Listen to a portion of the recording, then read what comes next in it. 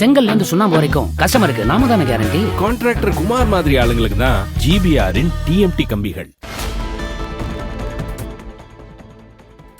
நெல்லை மாவட்டத்தில் களக்காடு புலிகள் காப்பக பகுதிகளில் தொடர் மழை பெய்ததன் எதிரொலியாக களக்காடு தலையணை சூழல் சுற்றுலா பகுதி மற்றும் திருக்குறுங்குடி நம்பி கோயில் தற்காலிகமாக மூடப்படுவதாக வனத்துறை அறிவித்துள்ளது. மாஞ்சோலை மற்றும் மணிமுத்தாறு அருவிக்கு சுற்றுலா பயணிகள் மறு அறிவிப்பு வரும் வரை செல்லவும் வனத்துறை தடை விதித்துள்ளது.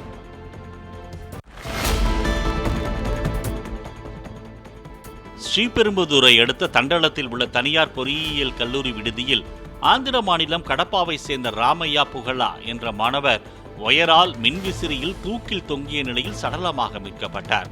ஆன்லைன் ட்ரேடிங் மூலம் 7 லட்சம் ரூபாய் வரை பணத்தை இழந்ததால் இவர் தற்கொலை செய்ததாக போலீஸ் நடத்திய விசாரணையில் தெரியவந்தது. செல்போன் ஆப் மூலம் ராமையா ஆன்லைன் ட்ரேடிங் செய்ததாகவும் ஒரே நாளில் தங்களிடம் 3 லட்சம் ரூபாய் வரை கடனாக பெற்றதாகவும் அவரது அரை நண்பர்கள் கூறினர்.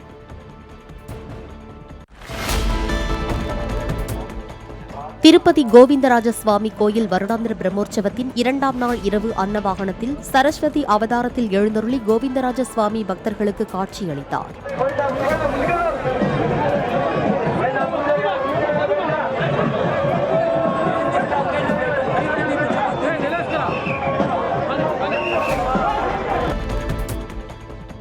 நெல்லை மாவட்டம் சிவந்திபுரத்தில் மூதாட்டி உட்பட 3 பேரை தாக்கி அட்டகாசத்தில் ஈடுபட்ட 2 குரங்குகளை வன கால்நடை மருத்துவர் தலைமையிலான குழுவினர் துப்பாக்கி மூலம் மயக்க ஊசி செலுத்தி பிடித்தனர்.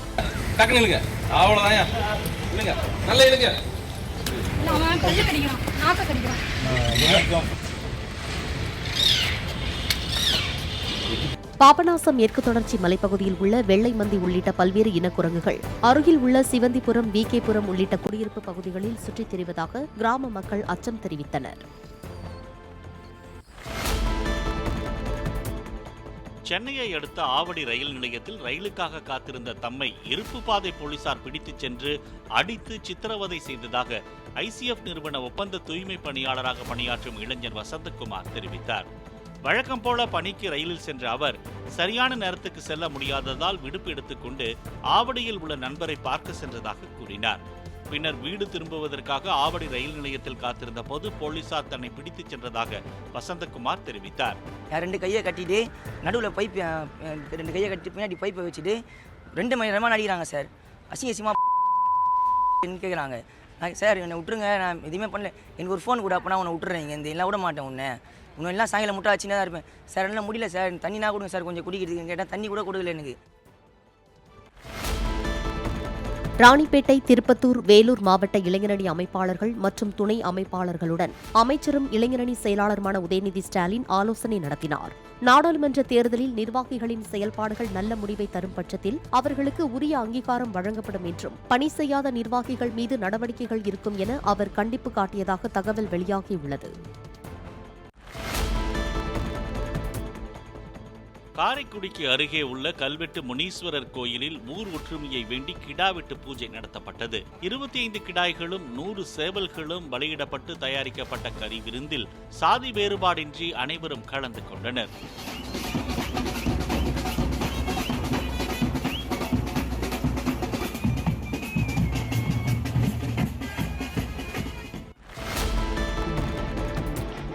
திருவள்ளூர் மாவட்டம் பெரிய காவானம் பகுதியைச் சேர்ந்த யாதேஷ் என்ற 21 வயது சிலம்பம் வீரர் இருசக்கர வாகன விபத்தில் சிக்கி உயிரிழந்தார். அவரிடம் சிலம்பம் பயிற்சி பெற்ற சிறுவர்கள் இறுதி ஊர்வலத்தில் சிலம்பம் சுற்றி சென்றபடி அஞ்சலி செலுத்தினர்.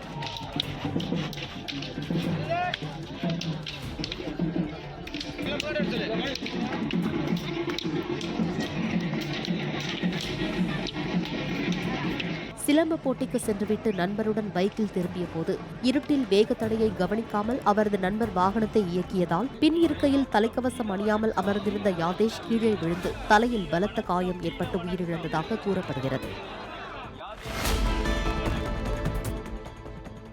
நெல்லை மாவட்டத்தில் இன்றும் நாளையும் கனமழை பெய்ய வாய்ப்புள்ளதாக வானிலை ஆய்வு மையம் சிவப்பு நிற எச்சரிக்கை விடுத்துள்ளதால் அம்பை வனச்சரகத்திற்குட்பட்ட மாஞ்சோலை மற்றும் மணிமுத்தாறு அருவிக்கு செல்ல சுற்றுலா பயணிகளுக்கு வனத்துறையினர் தற்காலிக தடை விதித்துள்ளனர். மறு அறிவிப்பு வரும் வரை தடை நீடிக்கும். குறிப்பாக களக்காடு முண்டத்துறை புலிகள் காப்பகம், அம்பை வனக்கோட்டத்திற்குட்பட்ட மேற்கு தொடர்ச்சி மலை பகுதிகளில் கனமழை பெய்ய வாய்ப்புள்ளதாக தகவல் வெளியாகியுள்ளது. திருச்செந்தூர் முருகன் கோயில் கடற்கரையில் அதிக அளவில் ஜெல்லி மீன்கள் கரை ஒதுங்கி வருகின்றன. கடலில் புனித நீராடும் பக்தர்கள் இவற்றை தொடுவதால் அரிப்பு, வீக்கம் போன்ற ஒவ்வாமைகள் ஏற்படுவதாக கூறுகின்றனர். மே, ஜூன் மாதங்களில் திருச்செந்தூர் கடற்கரையில் ஜெல்லி மீன்கள் கரை ஒதுங்கும் என்றும் இவற்றை கைகளால் தொட வேண்டாம் எனவும் அதிகாரிகள் அறிவுறுத்துகின்றனர். கோயில் வளாகத்திற்குள் உள்ள முதலுதவி சிகிச்சை மையத்தில் தகுந்த சிகிச்சை அளிக்க ஏற்பாடு செய்யப்படும் என கோயில் நிர்வாகம் தரப்பில் தெரிவிக்கப்பட்டுள்ளது.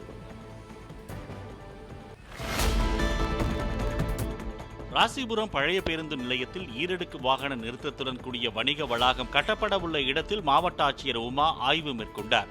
அதைத் தொடர்ந்து கோனேரிப்பட்டி ஏரியை சுற்றி நடைபயிற்சி மேற்கொள்ள ஏதுவாக நடைபாதை அமைக்கும் பணிகள் குறித்து அதிகாரிகளிடம் கேட்டறிந்தார்.